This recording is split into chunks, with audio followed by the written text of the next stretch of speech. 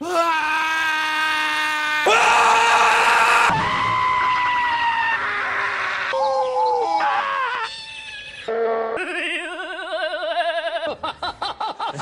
where are my socks? Honey, where are my socks? Honey, where... Daddy, would you like some sausage?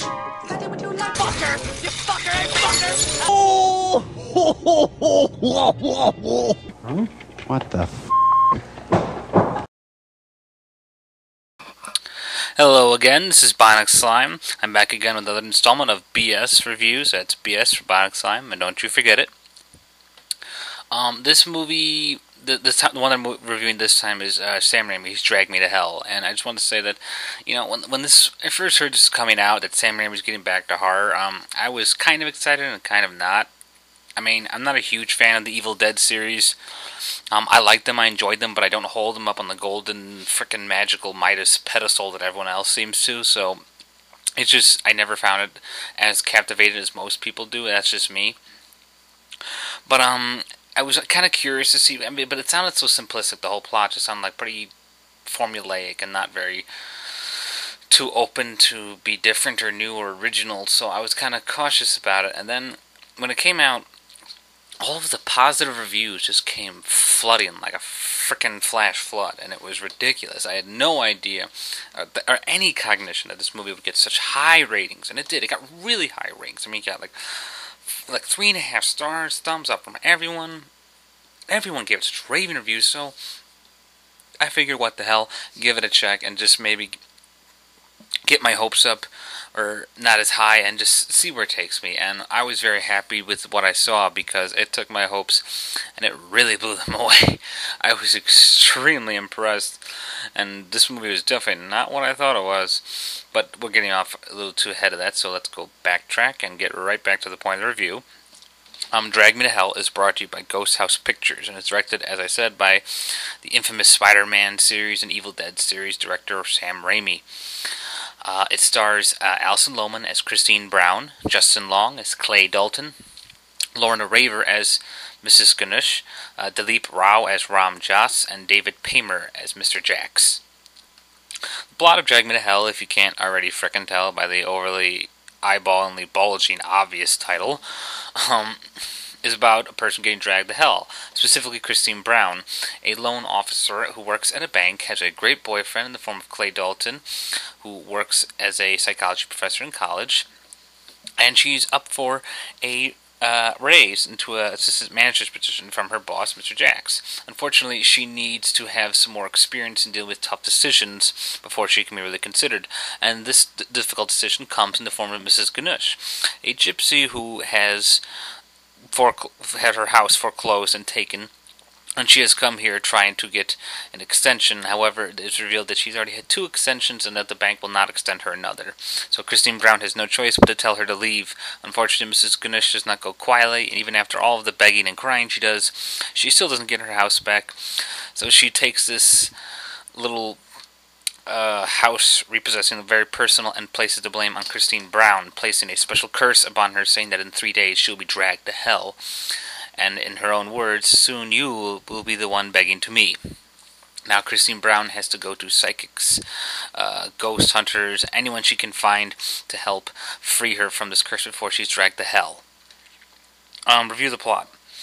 As I said before, this is very straightforward. It's very formulaic and structured around the very obvious title direction point, and it doesn't make any mystery about what's going to happen or what will happen. And in that case, it kind of makes the film a little restricted. However, the whole notion of this is quite unique in the sense of that many people have put curses on them before, but never to drag them straight to hell.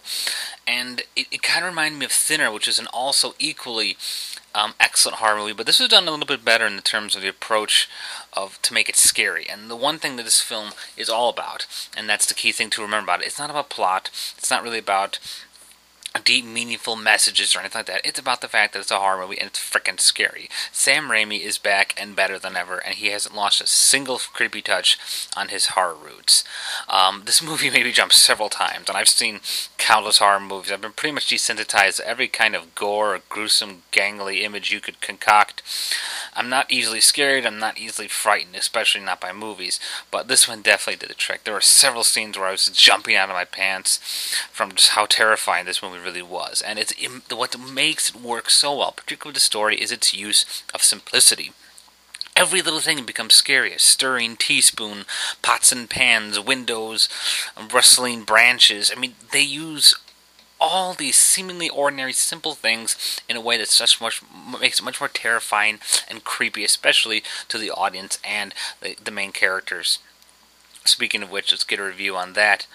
Alison Lohman's character, Christine Brown, was originally supposed to be played by Ellen Page, the girl from Juno and Hard Candy. And I gotta say, originally I was kind of hoping Ellen Page would do this, but I liked Alison Lohman in here much better because she brought a sense of quirkiness to the character. Because, as everyone knows, Sam Raimi has an odd sense of humor when he mixes in with his horror movies, particularly in the Evil Dead series, so it was unique to see how it would play out with this. And Christine Brown's character did not disappoint. She has a wide range of genuinely heartfelt freak-out moments, as well as genuinely felt weird moments. Just like honest human reactions just make you laugh, even though you're supposed to be frightened. And Alison Lohman, I think, really did a really good job. There's a lot of ups and downs with this character, and she really did a great job. Justin Long, I think he needs way more credit than people actually give him, because I think he's an excellent actor. And while the character he's playing is a typical token boyfriend who's just supposed to be nice and just be by her side, he really, I think, sells it much more effectively than most actors have in past horror movies. He really feels just like a genuinely great guy. There's nothing in the movie that gives you any hint by his performance of any shred of indecency or despicableness. He just feels like an honestly great guy, and you can really feel that with his performance with Alison Lohman. I was very impressed with that. All the actors do. David Paymer to Jax, he has an amusing little role as the boss. Dilip Rao, he was good as Ram Dass, the psychic who tries to help Christine Brown, but by far the absolute best, and can't go with this movie without even saying it once, it was the mind-blowingly disturbing performance by Lorna Raver, who plays Mrs. Ganesh. My God, she is freaky as shit. I mean, we're talking really spooky ass shit. She looked absolutely terrifying in her gruesome infected eye, gypsy makeup and prosthetics and makeup and all that shit. She just really brought life to this character. She made her sympathetic and yet creepy, and she really made you feel disdain for this character, that she was just some sort of slimy, horrible person. You really feel it in her performance. I don't know where Sam Raimi found her, but she was a marvelous piece of cinematic action to watch, and I was very pleased with her performance. Cinematography and music, both of them were very good stuff, particularly because they were both crucial to the scaring points. Because this film uses so many seemingly ordinary things to make it terrifying, as well as the demonic shadows and images, there's so many fast cuttings. You get fast shots of the kitchen, fast shots of the windows, and it really makes the atmosphere look that much more creepy and that much more effective in the terrifying process with the way the film is shot.